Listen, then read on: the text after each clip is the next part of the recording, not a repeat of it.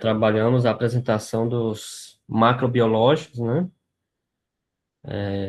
Onde nós vimos os insetos predadores, parasitoides, né?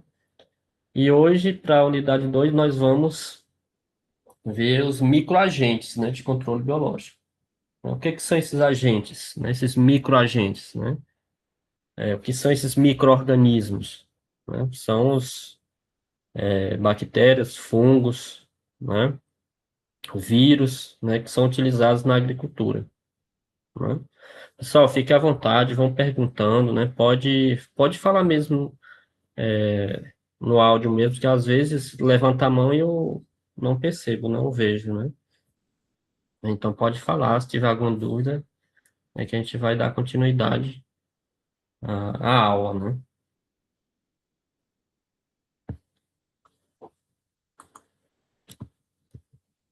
Então, para nós, é, se tratando de micro-organismos, né, e de controle de pragas, né, controle biológico, né, nós temos o MIP, né, que é o manejo integrado de pragas, né. Então, para tudo isso, tem uma estrutura, né, tem uma sequência de, de tomadas de decisões para conseguir ter um controle da espécie alvo, da praga alvo, né. Por exemplo, o MIP, né, essa casinha, está estruturada em dois fatores, né, que são táticas de controle e alicerces para tomada de decisão, né. Então, por exemplo, o que são as táticas de controle, né? São os meios, os métodos que são utilizados, né, para controlar tal espécie, né? Por exemplo, nós temos o controle genético, né? Controle comportamental, controle cultural, controle varietal, né? E o controle biológico, que é o foco da aula aqui hoje, né? Dentro desse universo das espécies praga dentro do controle, né? E nós temos o controle químico, né? Então, dentro do controle biológico, nós temos vários mecanismos, vários métodos para controlar essas espécies, né? E pesquisas para chegar a esse nível de controle da população naquela determinada espécie, naquela cultura, né? Por exemplo, nós temos o milho, a soja, e aí outras diversas tati- é, formas de controle daquele grupo, né? E nós temos os alicerces, né? Ou seja, como é que a gente vai ter aquela tomada de decisão, né? Por exemplo, se você tem a espécie, uma cultura, está sendo atacada por uma espécie lá que você não tem o conhecimento, né? Você não tem é, todas as informações necessárias para o controle daquela espécie, né? Então, primeiramente, na cultura, você vai ver o nível de dano, né? Como é que você vai ter aquela tomada de decisão, né? Você vai fazer a amostragem do monitoramento, né, a ter todas esses embasamentos para continuar com os métodos de controle, né? Nós temos os fatores ambientais e os inimigos naturais, né, que é a mortalidade natural, onde uma espécie se alimenta de outra, controlando aquela população, a bioecologia da praga e a taxonomia, né, que em muitos casos você conhecer a espécie, né, você conhecendo a espécie, e aí você consegue ter uma certeza, né, uma aplicação mais adequada, né, sem que esteja perdendo tempo, né, perdendo recurso, todo aquele manejo daquela espécie, né? Por exemplo, às vezes você tem uma espécie, né? Por exemplo, tem as espécies críticas, né? No caso, a espécie de trips, né? Então, onde uma espécie são muito próximas. Às vezes você está fazendo uma aplicação para controlar uma espécie e, na verdade, você está controlando outra espécie que não tem tanto sentido, né? Que você está perdendo aquele tempo, né? E assim você vai estar perdendo recurso e perdendo tempo, e aí aquela espécie continua ocasionando, né, o dano naquela cultura, né? Por exemplo, na agricultura sustentável, né, o que que isso impacta, né? O máximo aproveitamento do potencial biológico, parasitóide, predadores e entomopatogênio, que eu já falei lá no início da outra aula, né, que em relação aos parasitóides e predadores. E hoje nós vamos ver os micro-organismos, né, que é onde tem esse controle. Ou seja, um dos objetivos também, conhecer, administrar e respeitar a biodiversidade. Esse é o alicerce, né, do controle biológico, né, baixo custo na produção, né, mas manter aquela biodiversidade daquela biota e em todo o universo do controle biológico, né. Outro dado importante também é o mercado de insumos biológicos no Brasil, né, poderá alcançar, né, que isso foi um dado, né, de 2025, né, até 6 bilhões de, de reais, né, isso se era esperado, né. Então, por exemplo, na imagem, né, vocês podem visualizar, né, os fungos, né, os conídeos aqui, emergindo de uma lagarta, uma formiga, né, aqui nós temos o cupim, né, nós temos um coleóptero, né, provavelmente da família Curculionidae, né? Então, nós temos essa representação.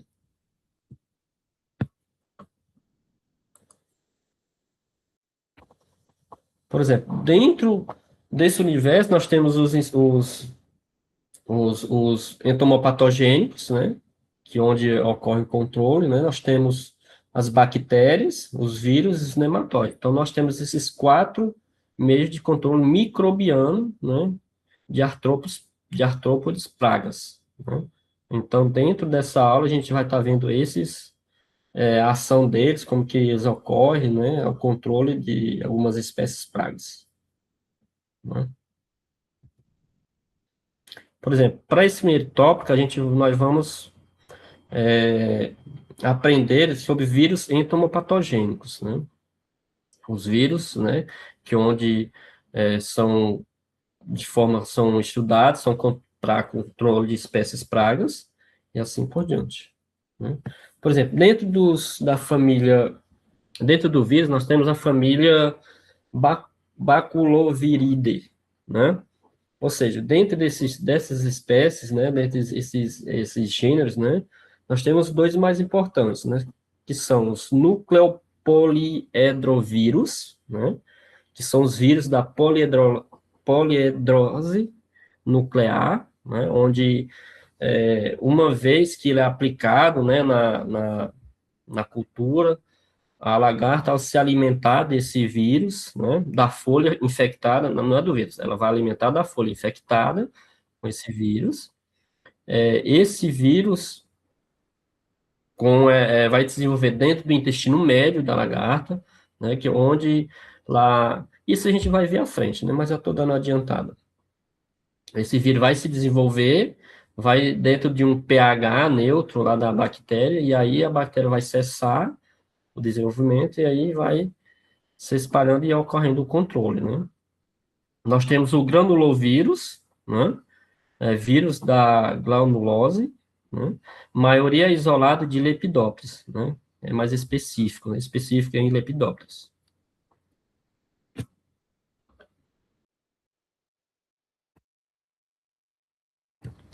Por exemplo,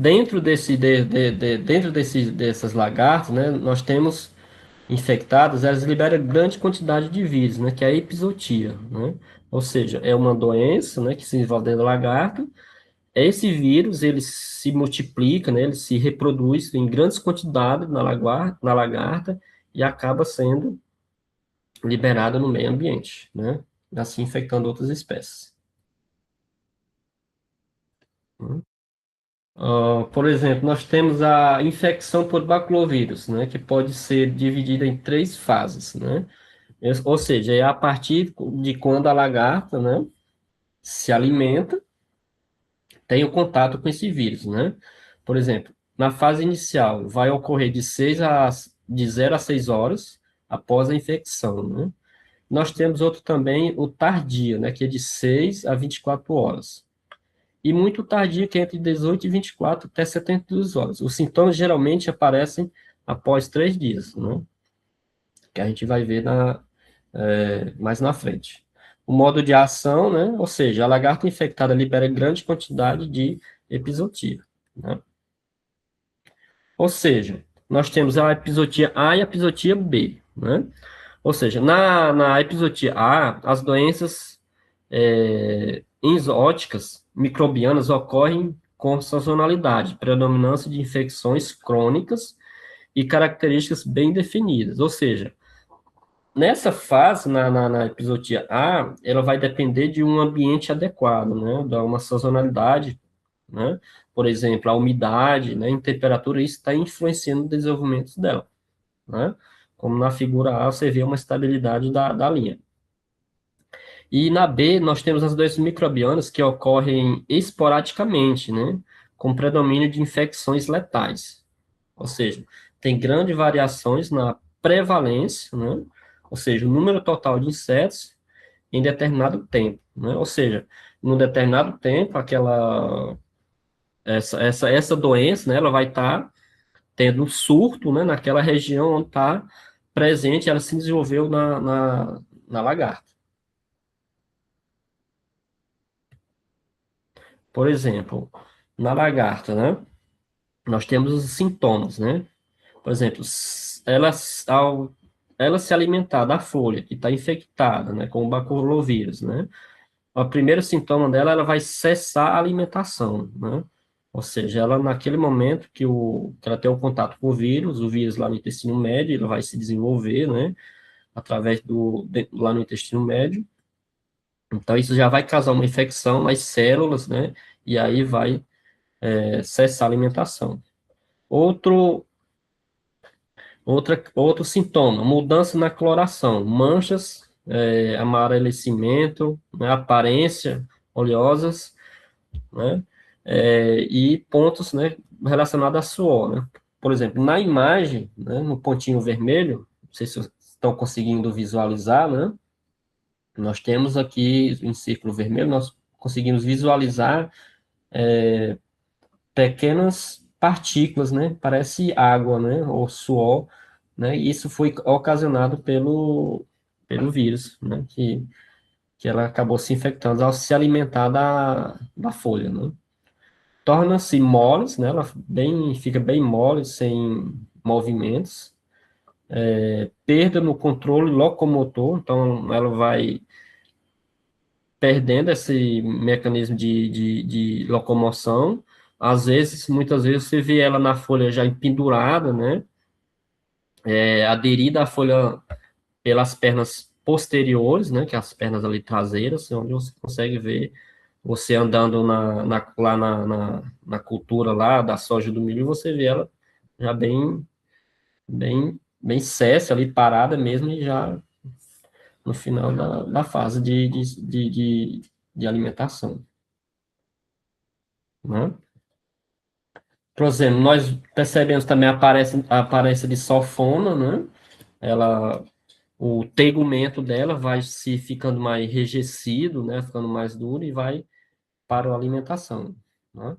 Nós temos a descoloração da epiderme e o tecido adiposo, né? Onde ela se torna totalmente branca, né? Que foi onde a ação do vírus ocasionou nela. Sobem para a parte superior das plantas e ficam pendurados, né? Que eu acabei de dar o exemplo. Regurgitam um líquido rico em partículas virais, né? Também ela acaba disseminando através da regurgitação desse, desse, desse vírus, né?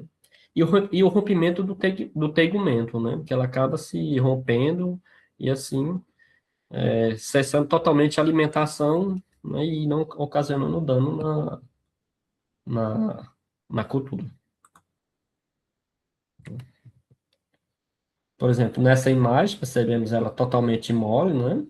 Aqui ela já nesse formato bem já se decompondo, né? Nós temos essa outra imagem também, ela já morta, já totalmente mole. E assim nós vemos aqui na cultura do algodão, né? E aqui também nós vemos, nessa última mais, nós temos o casulo de uma, né? Também já não completou o ciclo.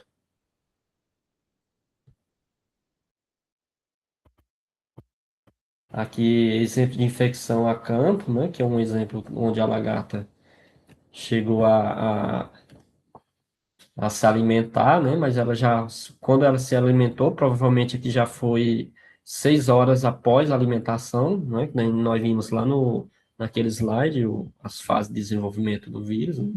Então aqui provavelmente foi entre 0 e 6 horas ela já começou a cessar a alimentação, né?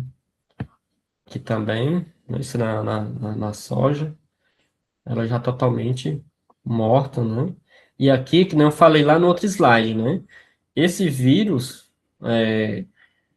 ao se desenvolver dentro do intestino dele, ele vai se reproduzir em grandes quantidades e aí vai sendo liberado no ambiente, né? Aqui ela já morta, que não eu expliquei lá, né? Ela está aderida à folha, né? Com as pernas traseiras. Aqui também nós temos ela já morta, né? Totalmente e assim por diante, né? E nós temos a dispersão e persistência, né? Ou seja, nós temos os fatores bióticos e abióticos, né, que espalham os baculovírus a longas distâncias, né? Por exemplo, nós temos a chuva, né, o orvalho, o vento, a poeira, né? Outros organismos, como os artrópodes, né? E outros, né? Nós temos a persistência por mais de 21 dias, né? Onde esse vírus ele vai estar lá no inseto, né? E aí ele vai sendo dispersado por outros insetos também. Por exemplo, na imagem aqui nós vemos uma mosca, né? Essa mosca ela está tendo contato, né, com esse vírus, né? Nós temos as formigas. Nessa última imagem nós temos um percevejo, né? Esse é um percevejo predador, né? Então provavelmente ele está predando essa lagarta infectada, né? E aí é onde esse vírus ele vai estar se espalhando.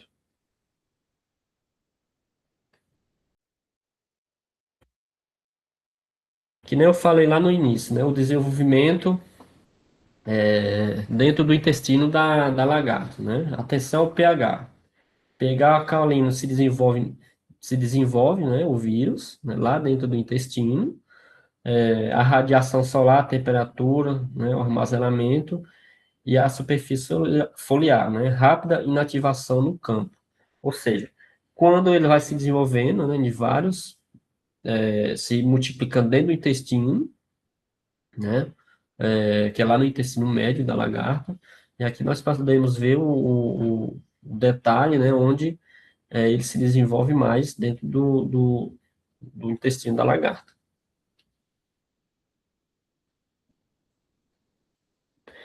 E aqui, por exemplo, em qual ponto, né? Em qual a tomada de decisão onde devemos chegar com a aplicação para o controle dessa espécie, né?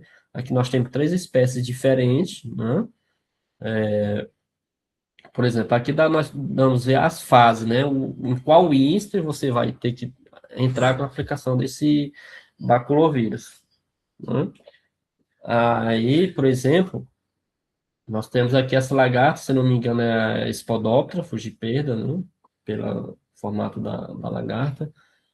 Ah, por exemplo, no primeiro insta, né? Muito pequeno, né? Mas ela já consegue se alimentar e ter o contato, né? E ter a tomada de decisão no momento de aplicação do vírus, né? No segundo insta, né? Nós temos os 2 a 3 dias, né? São pequenos, né? Nós temos o de 3 a 4 milímetros, também já é uma fase que devemos já entrar com a aplicação. Terceiro insta, que são médios, né? Aqui a gente já observa uma diferença, né? Que ele já no terceiro insta, essa aplicação ela já não vai ser tão eficaz, né? Na questão do controle dessa lagarta. E quarto, quinto e sexto insta já, né? Então, você conhecer a espécie, a taxonomia, o comportamento dela, né, o ciclo dela, tudo isso tem relação com a aplicação em campo, né? Nós temos essa aqui também pode ser o gênero Spodoptera, né? No primeiro instante, a tomada de decisão também é importante, aqui você vê os dois pontinhos, né? No terceiro também, a mesma situação. E aqui nós temos a falsa medideira, né? Que nós temos a diferença, né, de comportamento. Até o quarto instante, você ainda pode entrar com a aplicação, né? Mas a partir do quinto e o sexto, você já tem uma diferença, né, pequena, né? Por exemplo, já no sexto, já não, mesmo você aplicando esse baculovírus, não vai ser mais tão eficaz na lagarta. Mas às vezes vocês podem perguntar, mas por que que no sexto insta o baculovírus não tem mais efeito, né? Ele não atinge mais o desenvolvimento da lagarta.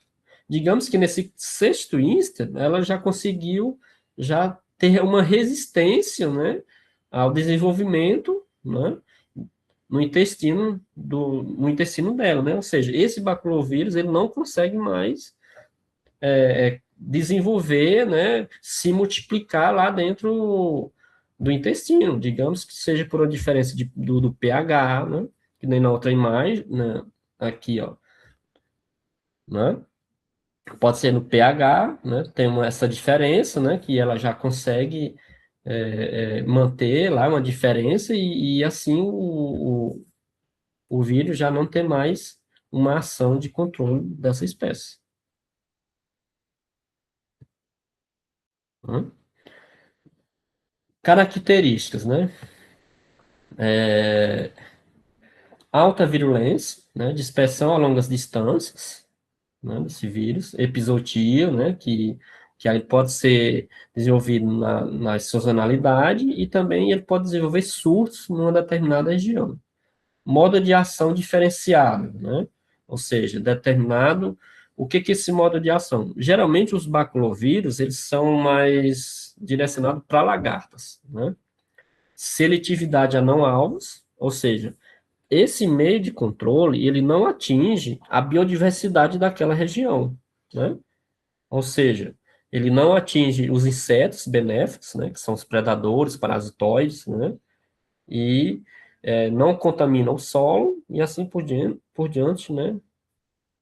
São, é, são não agride o meio ambiente, né? Compatibilidade em misturas, né?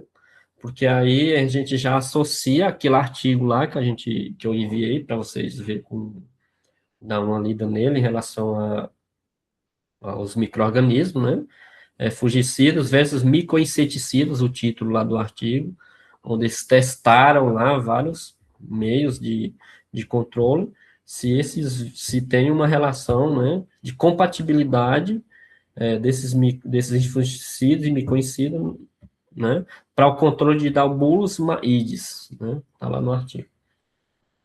Os benefícios esperados, né, eficácia controlável, eficácia e controle estável e prolongado, manejo de resistência a inseticidas, né, e a culturas transgênicas BT, né, então, importantíssimo, redução de riscos e custos, né, de certa forma, o controle biológico em si, ele tem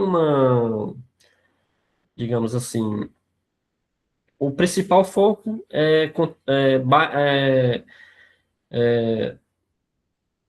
como é que eu posso falar? O controle biológico, o principal objetivo é não atingir outras espécies, né? Não atingir as espécies benéficas do ambiente, né? Não atingir a biodiversidade daquela região. Outro benefício também é o baixo custo. O controle biológico, de certa forma, ele tem baixo custo quando comparado aos inseticidas, né? Detalhe, né? Só que os inseticidas, o controle ele é imediato. O controle biológico já é um pouco mais demorado para você ter os seus resultados bem atingidos. Flexibilidade e conveniência de uso, né? Melhoria no gerenciamento do sistema de produção, né? Ou seja, você vai ter um produto mais sustentável, né? Menos expostos às moléculas, né? E aí por diante, né? Então, nesse tópico, nós vimos os vírus, né? Então, agora a gente vai passar para as bactérias entomopatogênicas, né? São bactérias, né, quando são desenvolvidas pesquisas, trabalhos associados para o controle de espécies pragas com bactérias, né?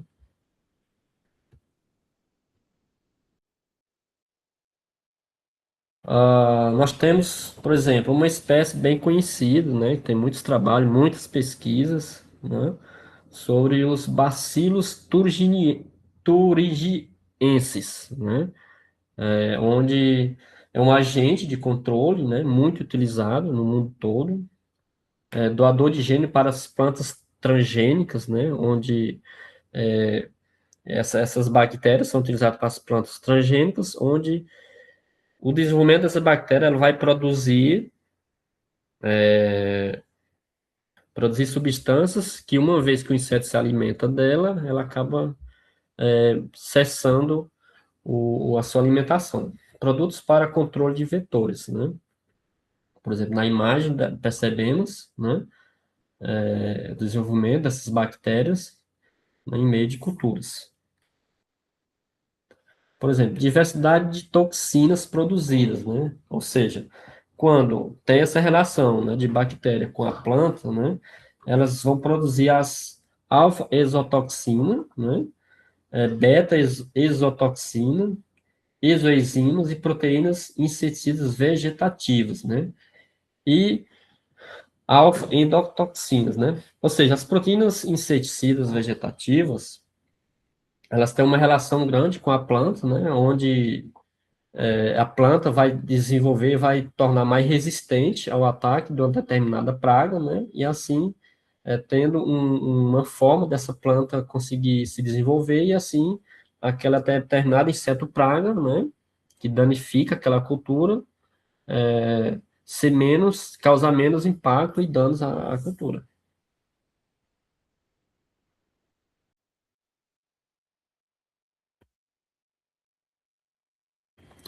Deixa eu olhar aqui a pergunta. Né?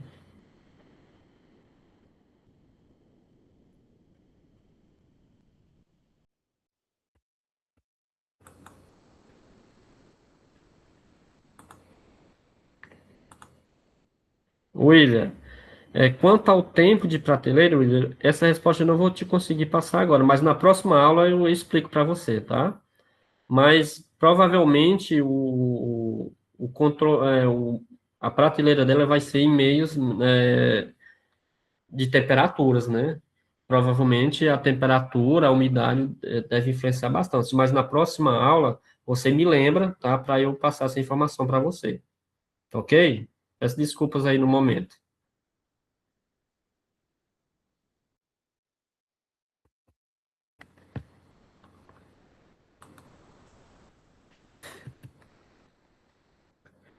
Por exemplo, as alvas endotoxinas, né? Toxinas, né?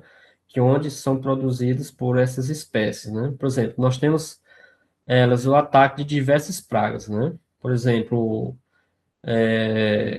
espectro de ação. Nós temos Lepidoptera, né? Lepidoptera e Diptera, Coleóptera e Diptera, né? Onde essa nomenclatura ataca esses insetos que são considerados pragas, né?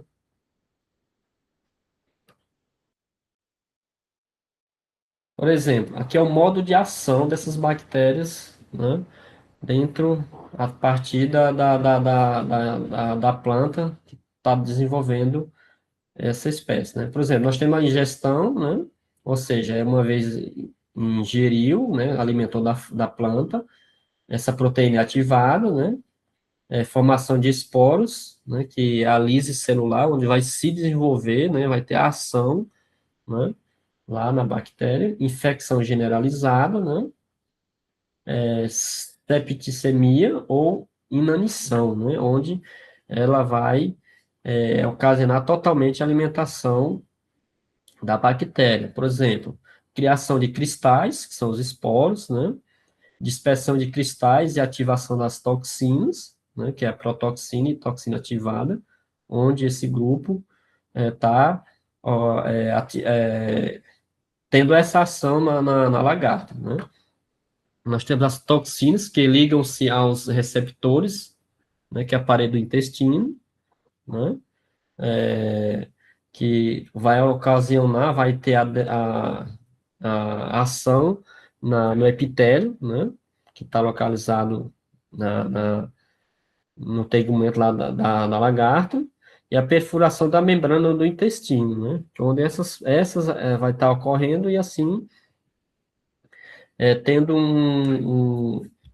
uma degradação, né, no trato digestivo, né, e, e, e alterando a membrana, né, do mesentro dentro da lagarta, né, dentro do intestino médio, para que cesse e controle esses insetos na cultura, né? Ou seja, como é que isso ocorre? Ocorre via oral, bactérias, protozoários e vírus também são utilizados para o controle. O que ocasiona, né, na lagarta, né? Ela cessa a alimentação, né? Regurgitação e fezes, né? Liquefe- Liquefeitos, né? Isso as bactérias. Tegumento perde o brilho, coloração fusca escuro, como na imagem você percebe, né? Perda da agilidade, corpo flácido, morte após 1 a 3 dias. Não ocorre o rompimento do tegumento.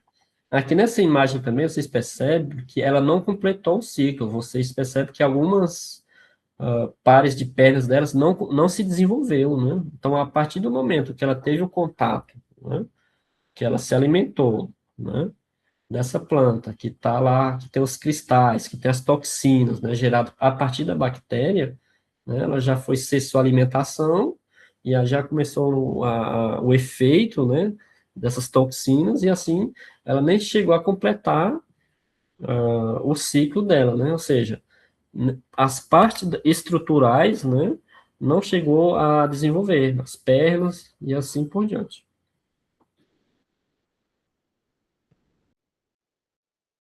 Pronto, nós vimos as bactérias, né?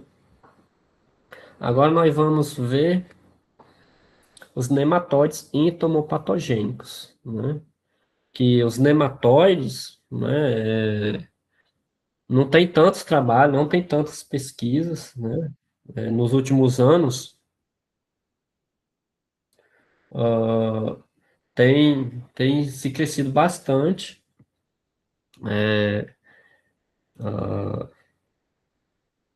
no contexto da agricultura. Tô olhando aqui, William.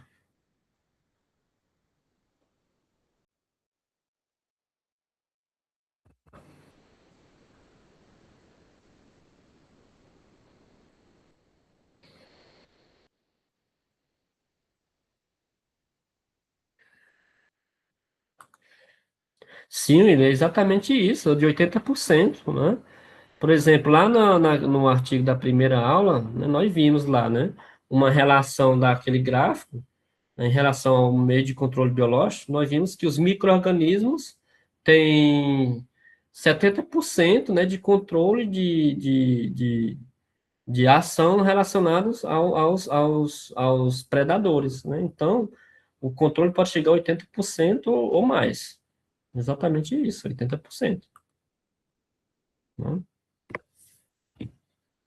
Agora, dentro dos nematóides, né? Entomopatogênicos.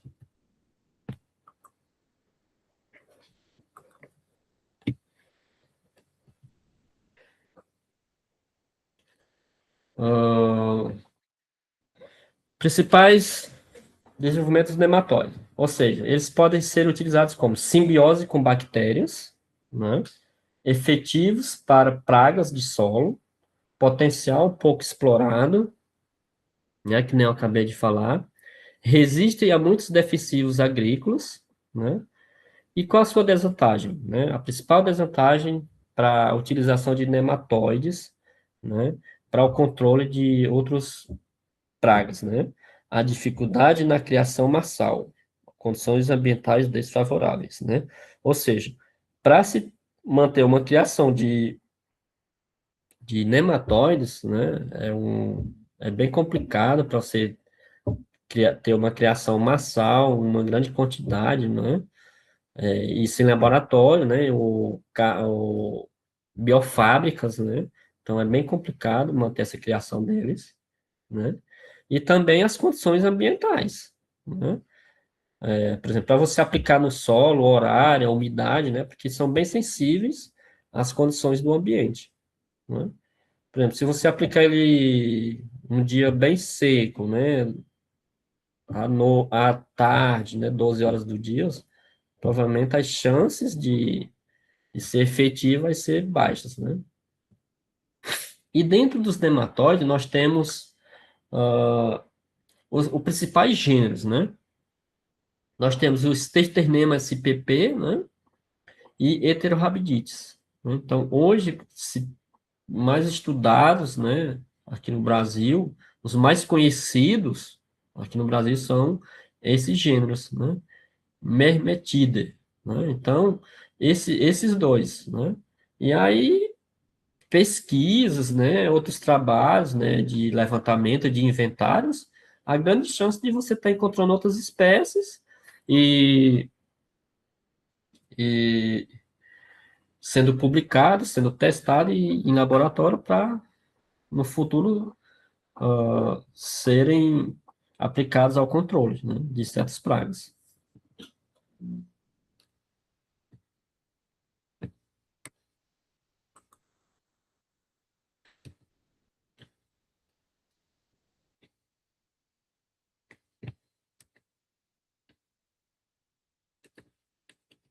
Então, para a gente perceber que nematóides é bem curto, né? Há poucas evidências, né, deles utilizados em pragas, né? Por exemplo, nessa imagem, percebemos que nós temos uma larva de dítro, né? Que já está aqui no Brasil, já tem alguns estudos, né? Isso é uma larva de dítro, nós chamamos aqui no Brasil de mosca das frutas, gênero Anastrophe, né? Que é um grupo que ataca a cultura de frutíferas, né?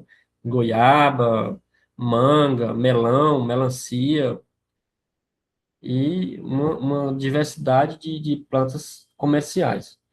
Por exemplo, nós temos a manga, né? A manga e o melão, acho que são exportadas. Então, o controle quarentenário, né, dessas espécies que atacam essas frutíferas é muito grande, né? Então, já se tem alguns trabalhos, registro de nematóide controlando essas espécies, né? Assim, o registro, né?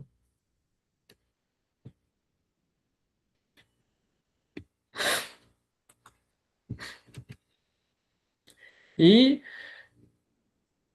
terminados os nematóides, agora vamos para os fungos entomopatogênicos, né? Por exemplo, nós temos con- controle de nematóides, né? Porque dentro dos nematóides, tem os nematóides que são utilizados para controle e tem aquelas espécies que são pragas em diversas culturas, né? Por exemplo, nós temos os monocrospori, né?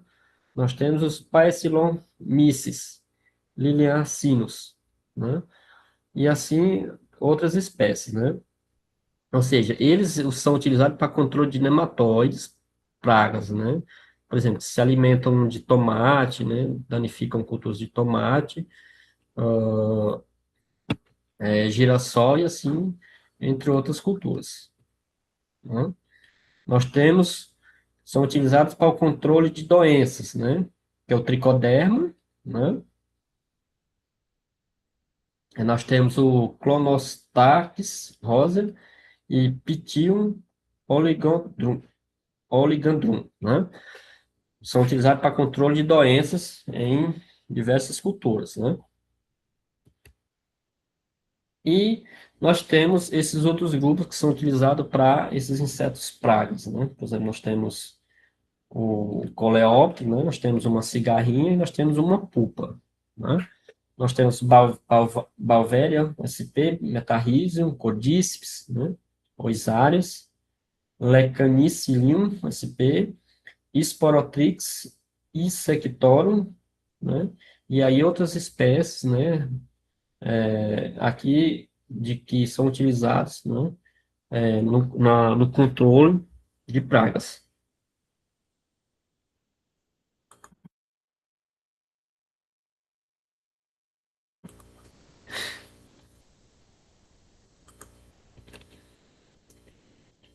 Ah, por exemplo, primeiros patógenos utilizados no controle microbiano, né? Ou seja, são responsáveis por 80% das doenças, né? Então, aqui nós podemos ver, né, que, que são responsáveis, né, por essas doenças. Existem 90 gêneros e mais de 700 espécies, né?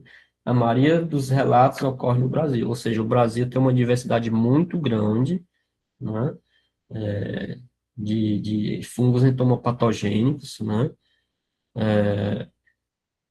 E, além disso, tem um potencial grande de registro de novas espécies, né? Para o controle dos insetos pragas.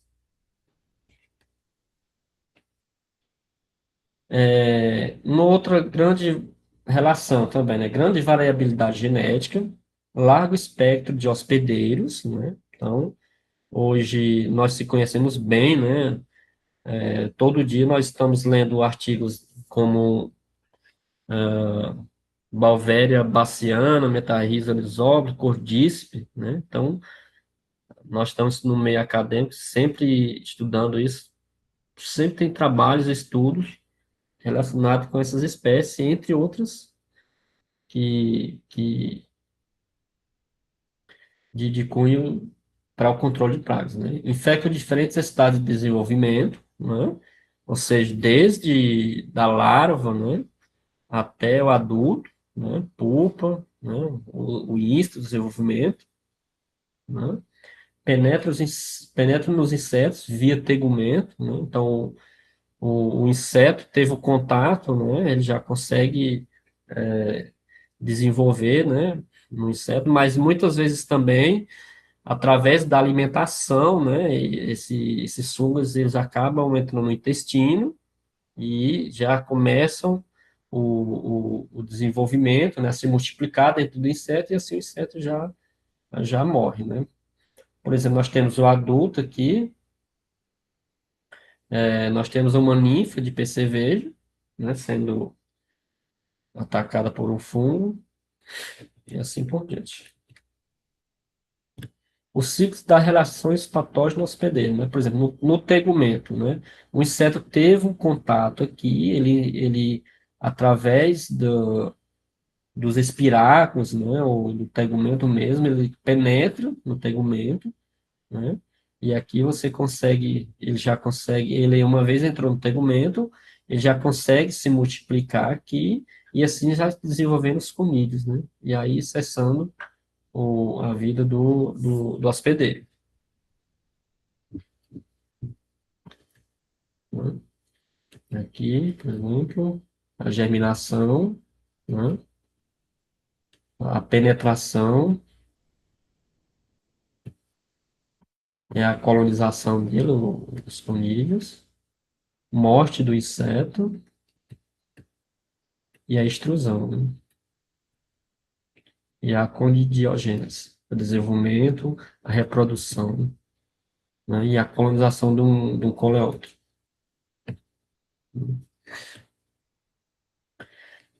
O que que ele ocasiona, né? O que que ele causa ao inseto? Cessação da alimentação, paralisia, descoordenação e desorientação, o inseto perde totalmente o controle, né? Após a morte, as ninfas emergem pelos espiráculos, né? E por pressão mecânica, sai pelo tegumento, né? Lá naquela imagem nós vimos como ocorre esse processo, e esporulação do fungo, né?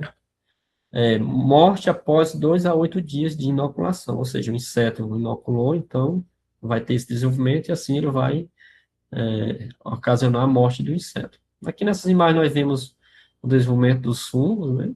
Esse branco aqui é Malvera baciana, né? O verdinho aqui é o metarrísio. E próximo, né? Ah, e aqui nós podemos ver alguns isolados comerciais, né? Metarrhiza anisople, que é o isolado IBCB 425, né? Produtos registrados, né? Outros isolados, né? Outros 6 produtos registrados através de metarrhizo, Balvera baciana, né? E outros produtos, 21 produtos através de Balvera baciana, e assim vai, através de muitos trabalhos, de muitas pesquisas, vai se desenvolvendo. Nós temos Isária, né? Que é o Cordíceps, Fumosorossi, outros produtos registrados também, e o Cordíceps javanica, que é um produto registrado através desses fungos entomopatogênicos, né? Disponíveis no mercado, né? São registrados por várias empresas, né? ah, no Brasil.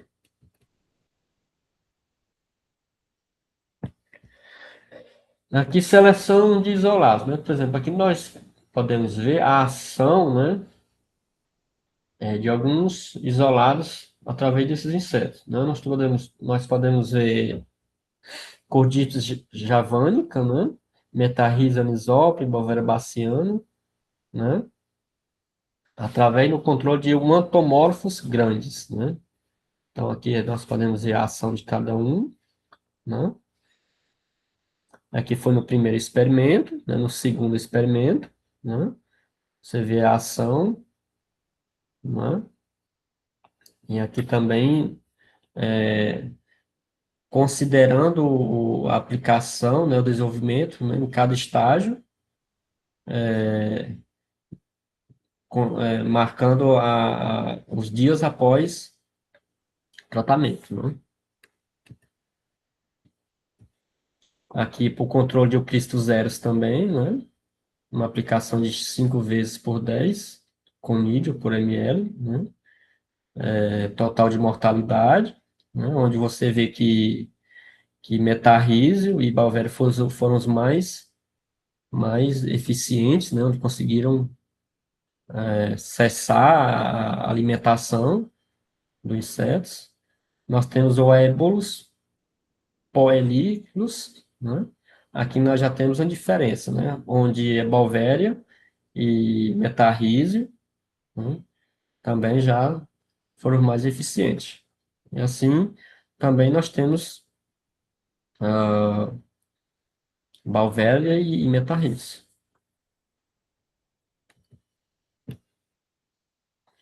Então, aqui você olhando os principais fungos, né?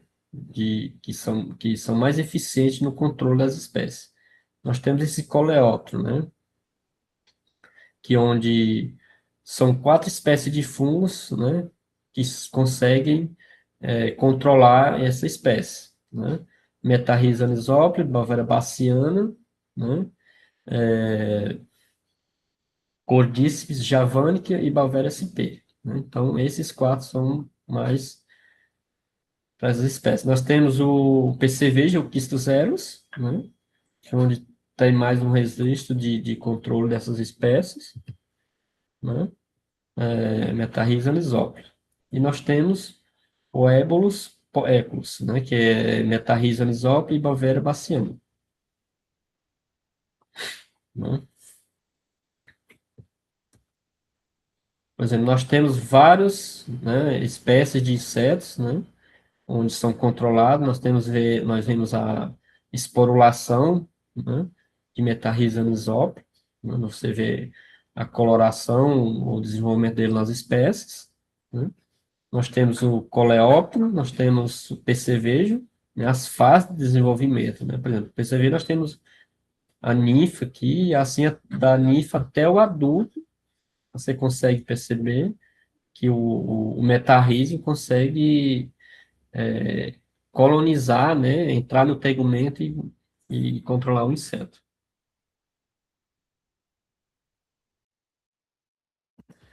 E aqui histórico de desenvolvimento de produto, né? Por exemplo, em 2012, 13, né? Nós tínhamos as epizootias no campo, né? Eram doenças, né? É, vírus de determinada praga, né? Onde tinha esses surtos, né? Que através do controle, né, do bacilos tinha esses produtos, né? 2013, início do estudo com os isolados, né? Onde foi se desenvolvendo, né? 2015, parceria, né, com a L'Allemande, né, que é um grupo de pesquisa onde foram crescendo esses experimentos e tendo os produtos, né? 2015 e 2022, experimentos em laboratório, né, que onde foi conseguindo ter mais conhecimento, né, da biologia, da ação, né, do meio de controle através desses fungos na pesquisa.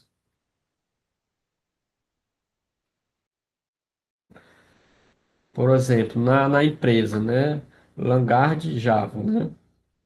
Ingredientes ativos. Nós temos o Codíceps javanica, né? Que é um produto dessas empresas, né? Que é registrado no mapa, né? Qual que é o alvo, né? Desses bioinseticidas, né?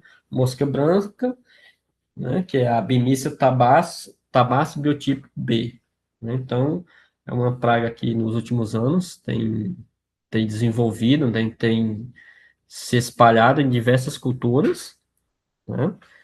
E tem chamado a atenção e onde aqui nós podemos ver os registros, né? Por várias empresas, né? Nós temos a Embrapa, a Lalamande, né? E aí onde vai tendo esses trabalhos relacionados a essa espécie. Aqui na imagem podemos ver o Cordíceps javanica, né? Controlando espécies, né? De pragas, de insetos pragas, bem, bem atacada, né? E aqui também nós temos o Euquistos eros, né? Que é o percevejo marrom, eu acredito que muita gente já conhece, é uma espécie bem comum. E nós temos o Antonomus grandis, né? Que é o bicudo do algodoeiro, né? Então, são espécies de fungos que controlam esses insetos pragas, né? De diversas culturas, né, de insetos de diversas culturas de cunho agrícola, né? O algodão, milho, soja e aí outras,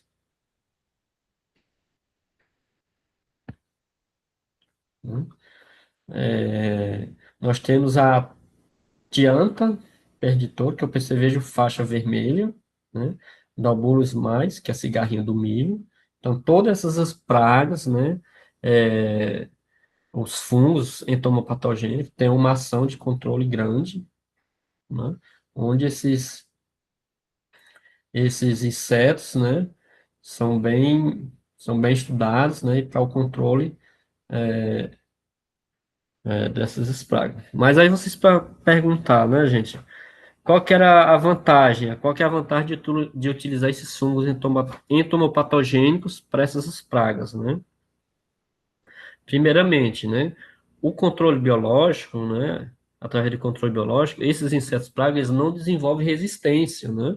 Ou seja, uma vez que você faz a aplicação de um inseticida, né, aquela espécie que não foi totalmente exposta àquela molécula, né, ela vai se desenvolver uma resistência àquela molécula, né? E relacionado ao controle biológico, as espécies, por exemplo, um organismo, né? Seja o parasitoide, seja a bactéria, né? Seja o vírus, seja os fungos entomopatogênicos, né? Então, esses meios de controle acaba que o inseto não desenvolva uma resistência a esse método de controle, né? Uma das vantagens importantíssimas é isso, né? De se utilizar o controle biológico. né? Gente, um intervalozinho de 10 minutos, ok? Bom,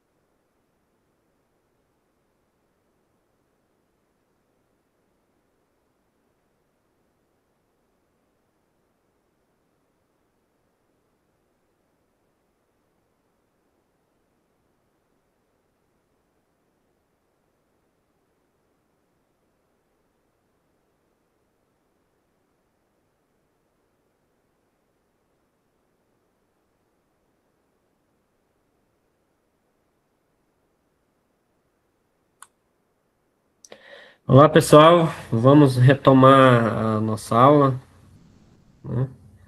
Não falta muito slide. Já já a gente conclui, ok?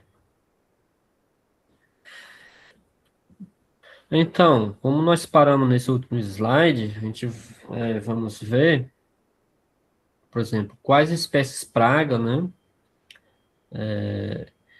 E eficiência de controle, né?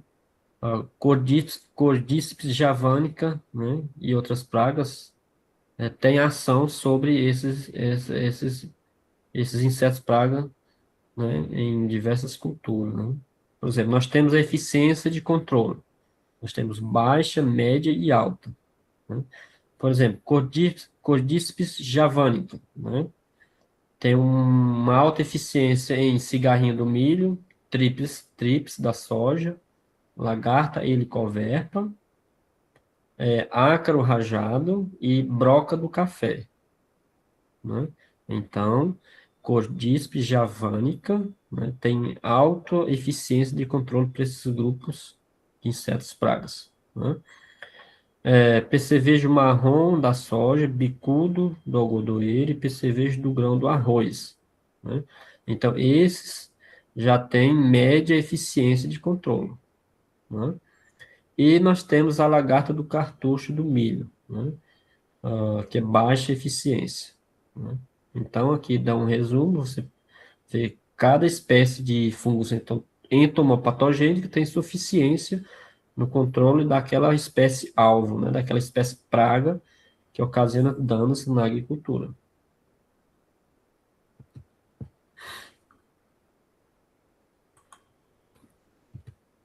né?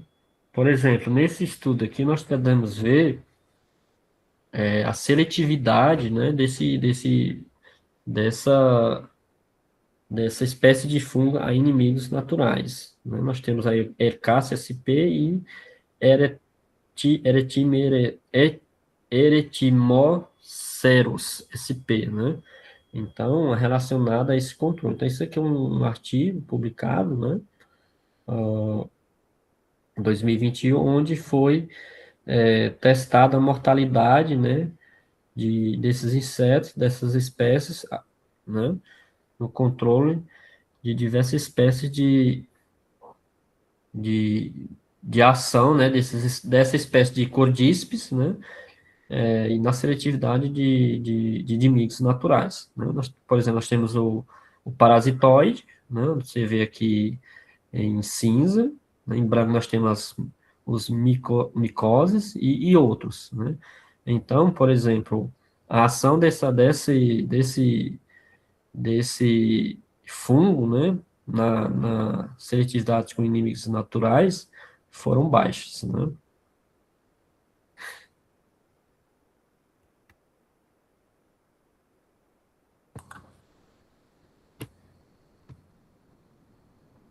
Por exemplo, ou seja, a eficiência dos fungos entomopatogênicos ela pode ser afetada por defensivos agrícolas, né?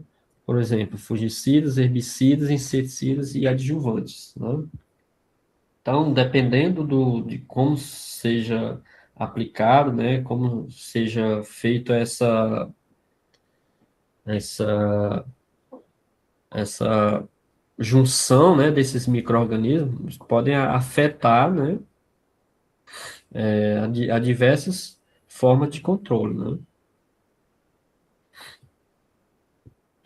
Por exemplo, a virulência de ninfas de segundo índice de mosca branca, né? Por exemplo, nós temos um nome comercial de diversos controle de, de inseticidas, né, relacionando com os fungos, né?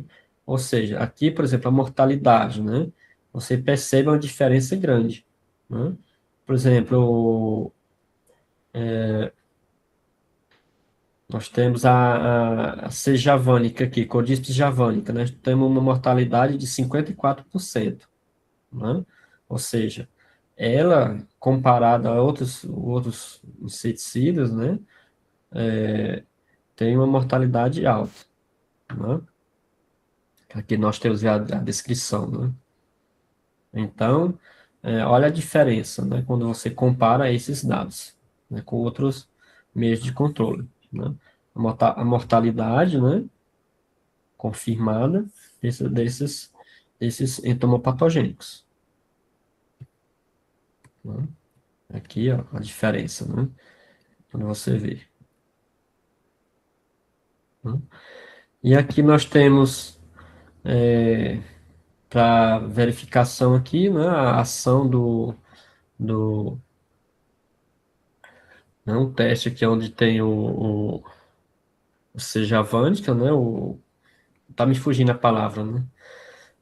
Sem fúngico, né, sem fungicida e com fungicida, né, a diferença do ataque da praga, né, o tanto que ele controla, né, que ele cessa a alimentação, né, do inseto praga, né, na folha, né, naquela cultura, né, o Cordyceps javanica, né.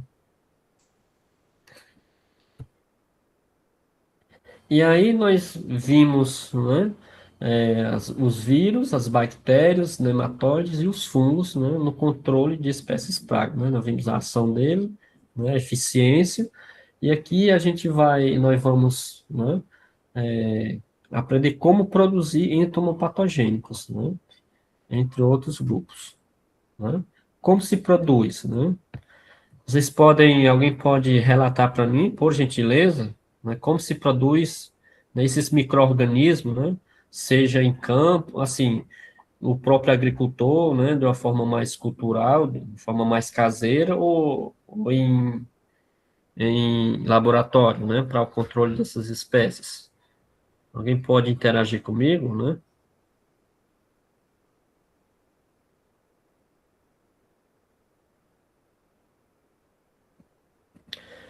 Então vamos lá, né? Por exemplo, produção in vitro, né? Fungos, bactérias e nematóides, né? Por exemplo, nós temos a produção, né, via biofábricas, né? São os meios de culturas líquidos, são fermentadores, e meios de culturas sólidos, né? Por exemplo, aqui em laboratório, né, nós temos essa prateleira aqui com meios sólidos, né? E aqui é através de biofábricas, onde se produz muito esses meios de cultura, né? Vírus, né? Ou seja, cultura de células, né? Próprio hospedeiro, ou seja, vai estar fornecendo o hospedeiro, né, a esse vírus, né? Na figura 3B aqui você vê os insetos, né, o desenvolvimento desse vírus, e nas demais culturas aqui,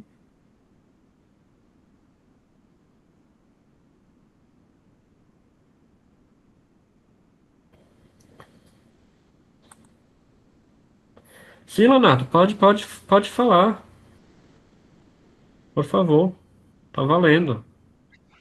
Professor, geralmente você Eu observa não um estou tom. ouvindo. Tá dando para escutar? Oi. Poxa, ele tá mudo.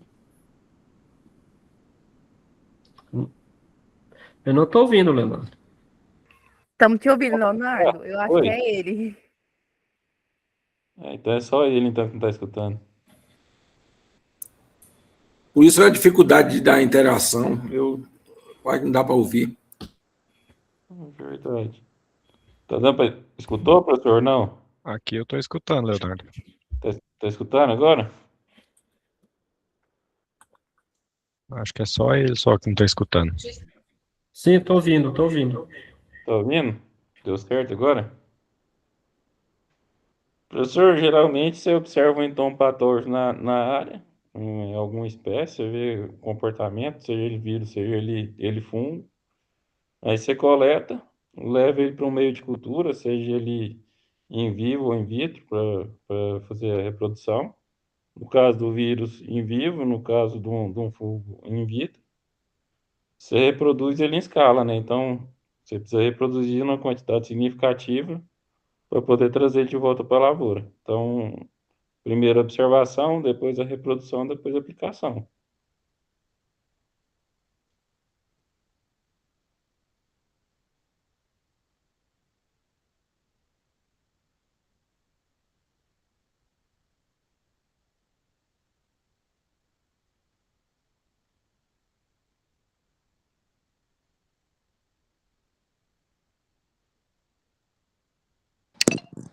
O microfone do professor tá mudo. Tem que avisar ele.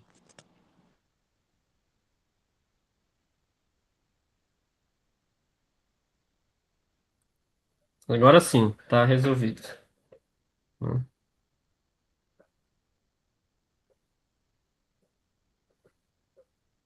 Manda modo de apresentação aqui. Estou sem áudio, é somente eu ou todos? Não, eu ouvi. Tá ok. Meu áudio tá ok, Walter.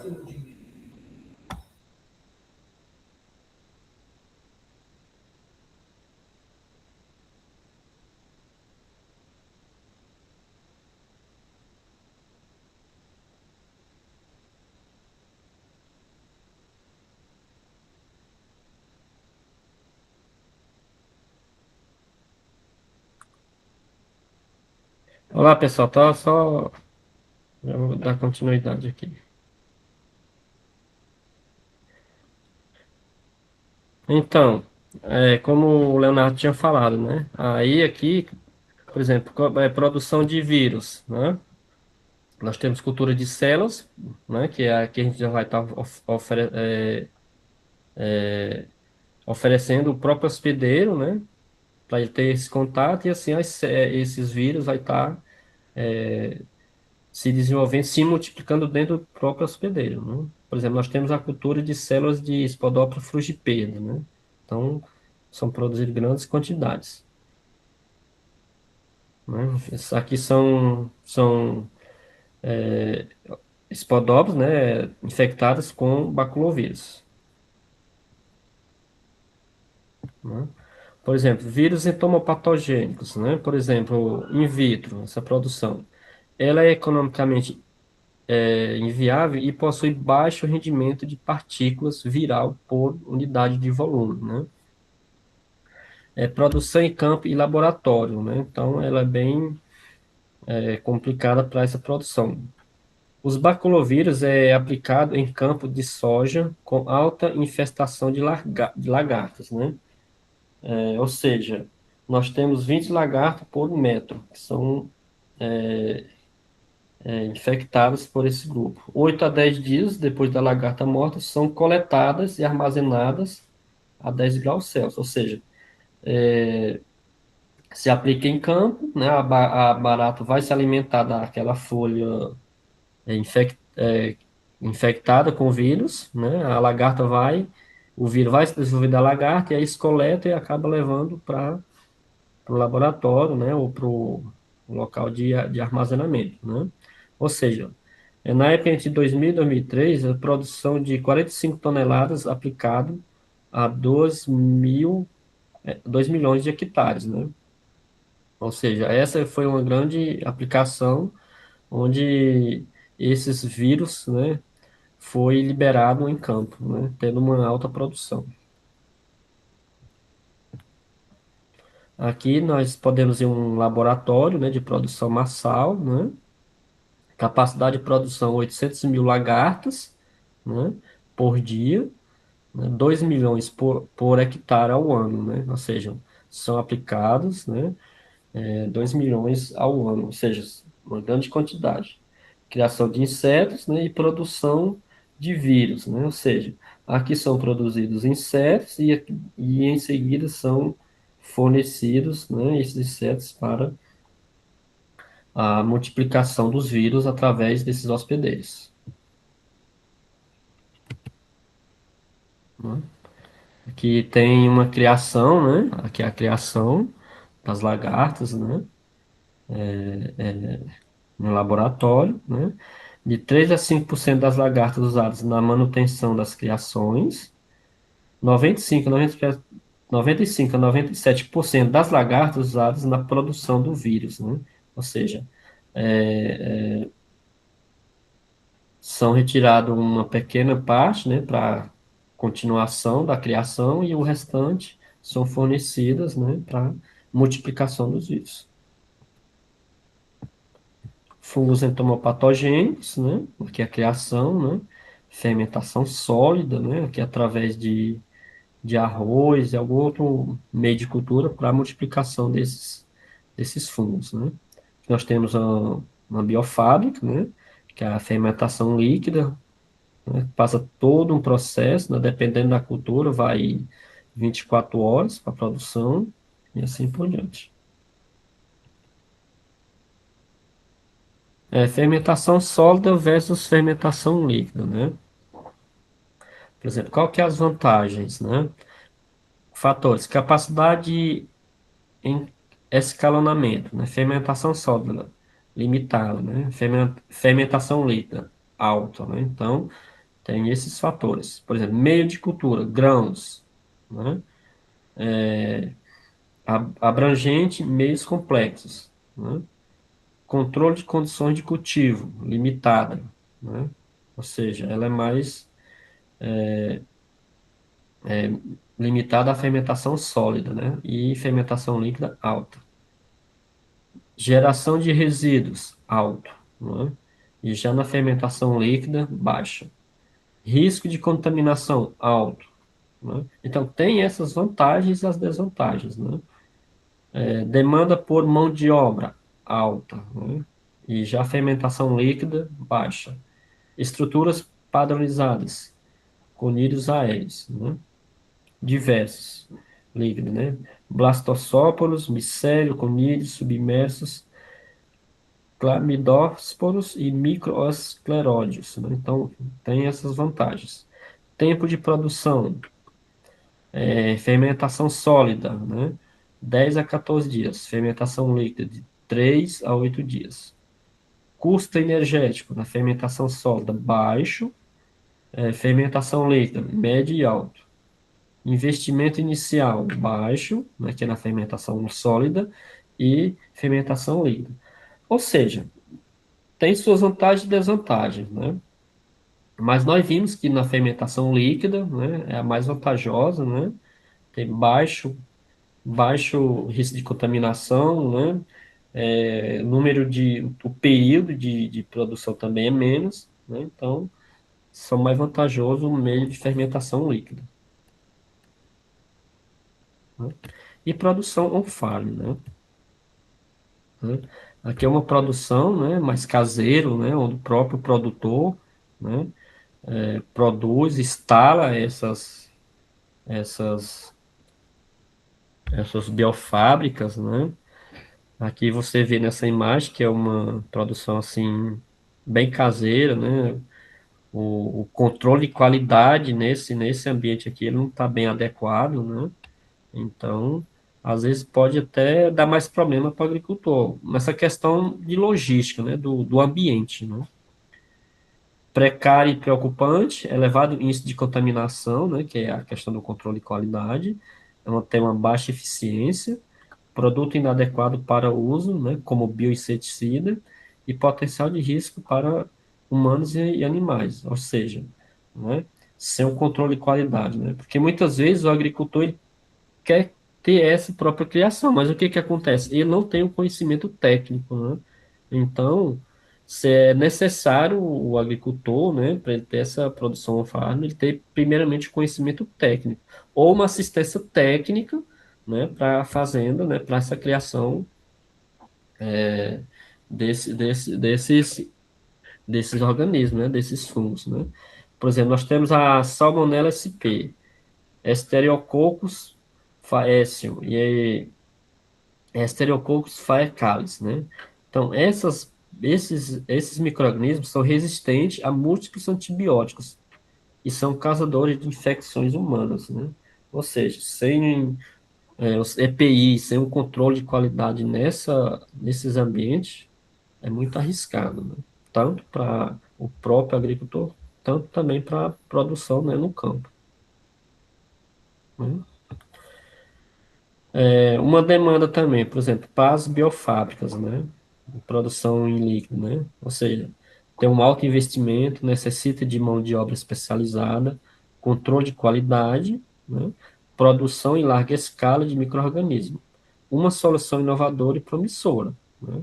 Só que depende, né, de investimento, tem um custo mais alto, né? Mas, como é que eu posso falar a palavra?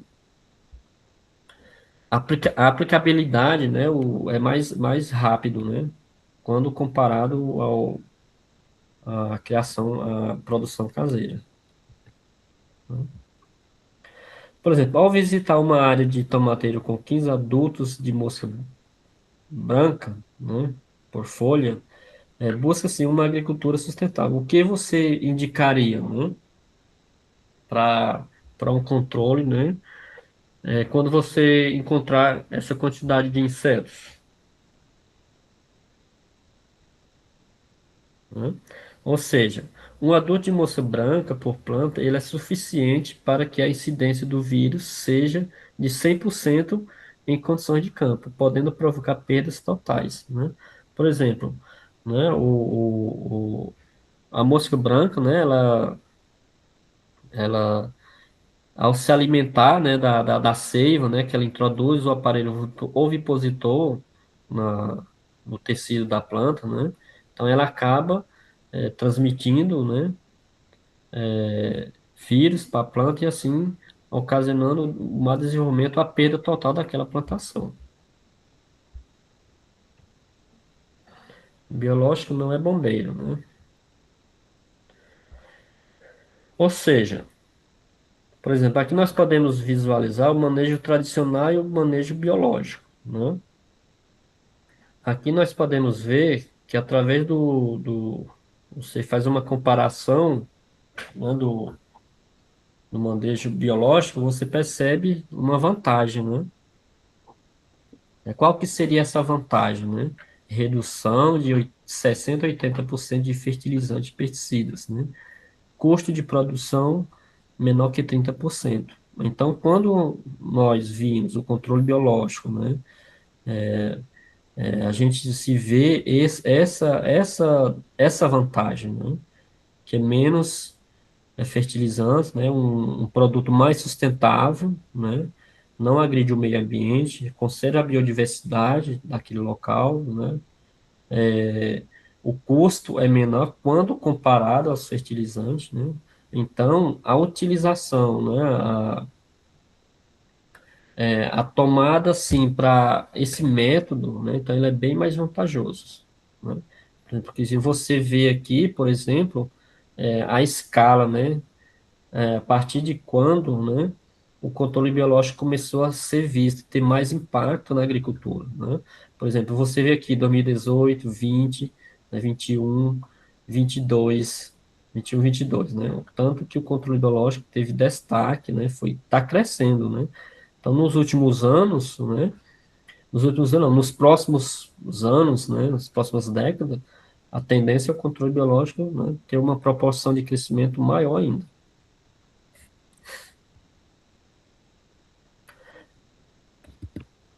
Gente, para a aula de hoje, acho que é isso, né? Acho que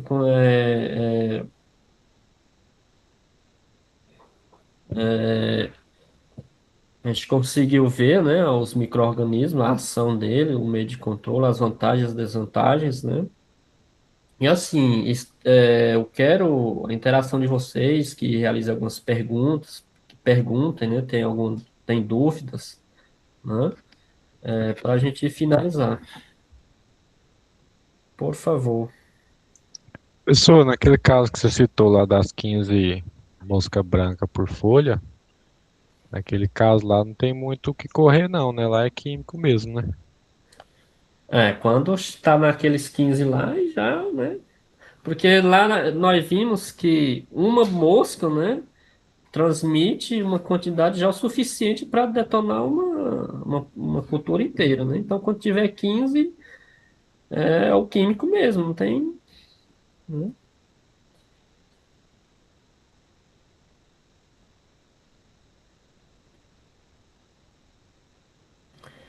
Deixa eu ver aqui.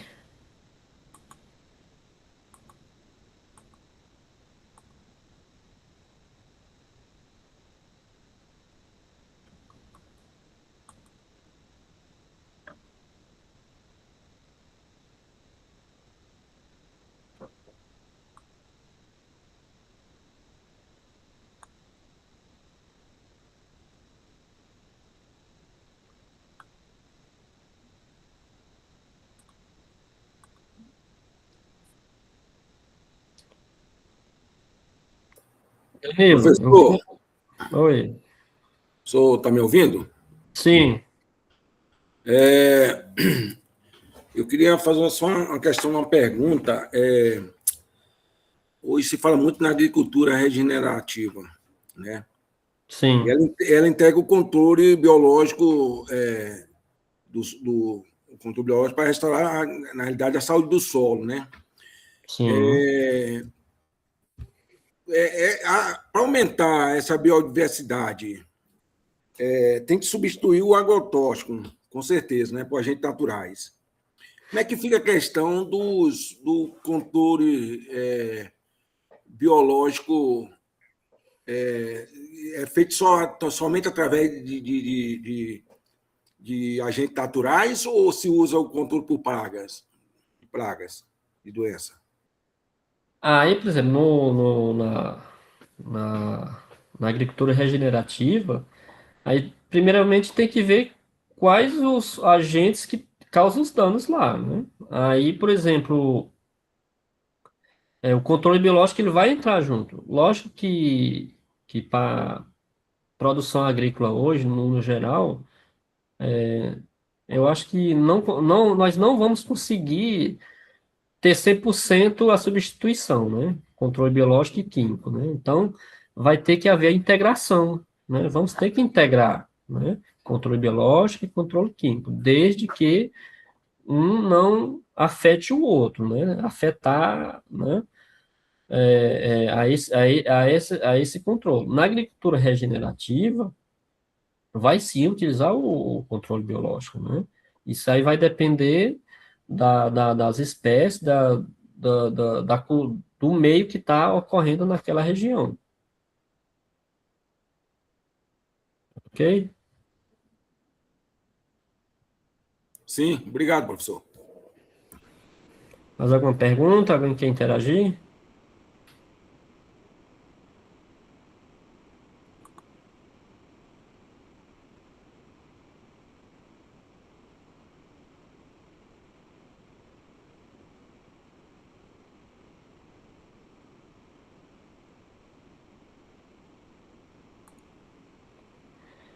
Danilo, depois eu vou compartilhar com você, tá?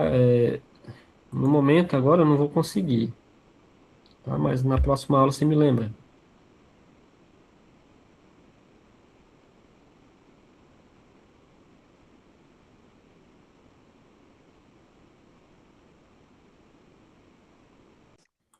Professor, posso fazer uma pergunta? Sim. Bom, professor, é o seguinte, lá no, naqueles slides mais no início, quando, não sei se Hum, era falando sobre o vírus ou bactéria, que você falava sobre a questão dos instas, né? Que tem uhum, produtos que eles vão funcionar até determinado insta, no caso das largatas lá, das lepidópteras. E depois sim, ele não vai ter mais eficiência.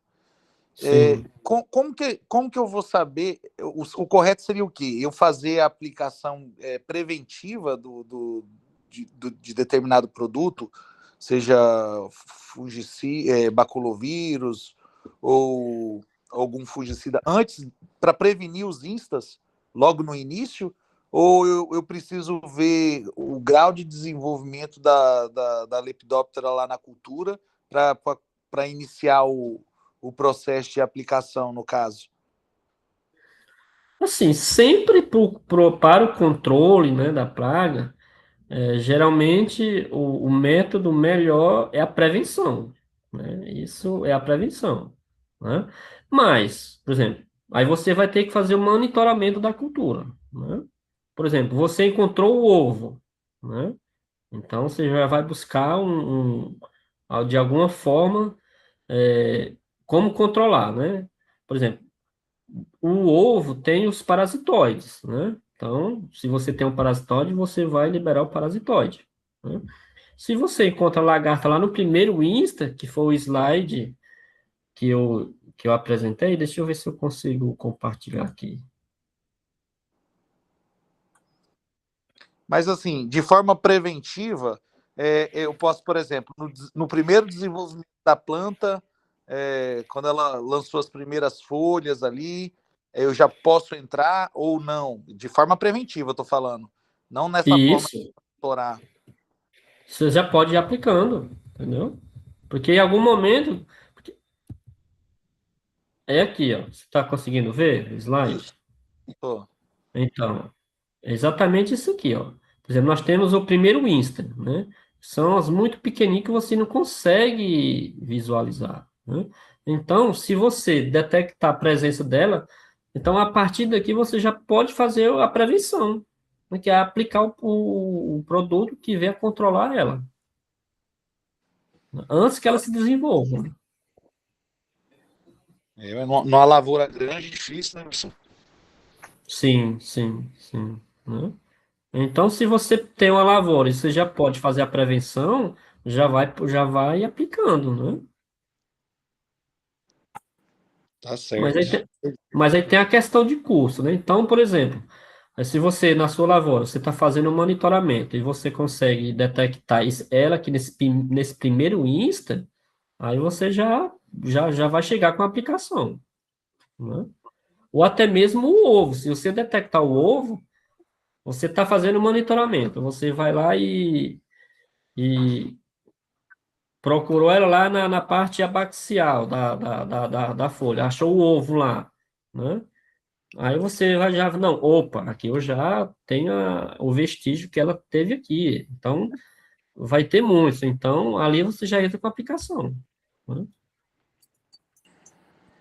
Antes mesmo da larva, porque em algum momento já vai estar a larva, né? O primeiro insta, né? Então já entra com a aplicação, Tá certo, professor. Obrigado. entendeu? Gente, mais alguma pergunta? Vamos lá? Professor, uma contribuição, que eu trabalhei um tempo com a Ibaitec, como que a gente fazia para ter essa questão que o rapaz perguntou, do Sim. monitoramento e da entrada com vírus. Uhum. Lá a gente fazia o monitoramento populacional das mariposas. Então a gente usava um produto comercial chamado chamariz, que é um atrativo alimentar.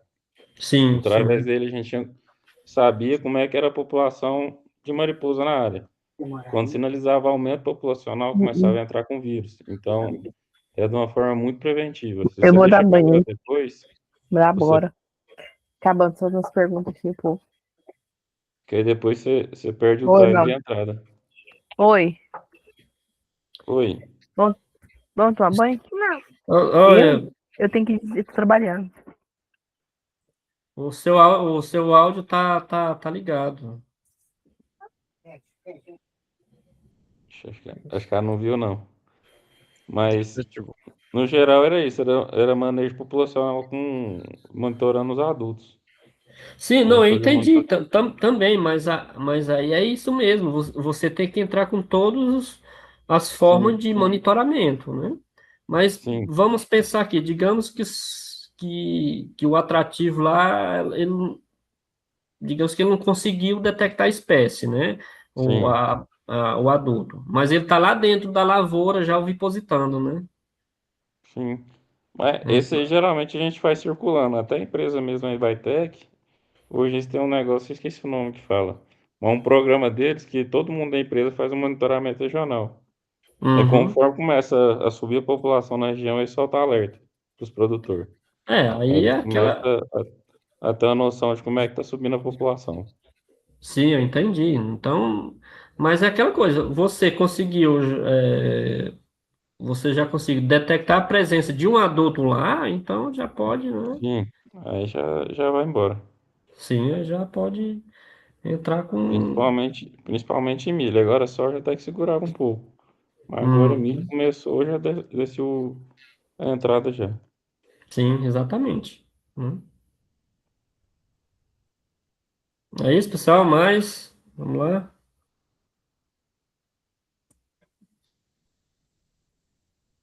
Mais alguém? Pessoal, então é isso, né? Então vamos, né, concluir, né? Acredito que eu consegui, eu espero que vocês tenham entendido o conteúdo, né? E a gente finaliza por hoje, ok? Boa noite a todos, né? Qualquer dúvida, anotam aí e vamos perguntando na próxima aula, tá? Não tem. Na próxima aula a gente tira 10 minutinhos e vai tirando as dúvidas. Na próxima aula a gente vai ver coleta e reconhecimento de espécies em campo, né? É isso. Boa noite a todos. Boa noite, professora. Obrigada. Boa noite, pessoal.